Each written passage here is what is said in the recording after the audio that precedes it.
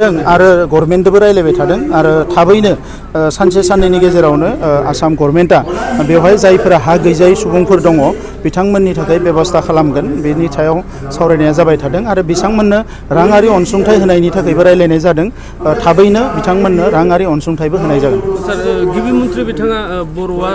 बे जायगानिनो थागिबि जों बिसोरनिनो हायाव थायो होखारनायनि खुनु जाहोन गैया होनना बुंनायनि उनावबो दिनै होखारनायखौ बिथाङा बुंदों अभारअल बर'फ्रा जे आसामनि थागिबि एबा भारतनि थागिबि बेखौ रावबो डिनाय खालामनो हाया बे खोथाखौनो बिथाङा बुंदों खिन्थु बै जायगायाव पार्टिकुलारलि बे हाया दिनै बै जोंनि रायजो राजाफोरनि बा जोंनि बर' फिसाफोरनि मुङाव दङ ना गैया बे खोथाखौ लानानै जोङो साननांगोन आरो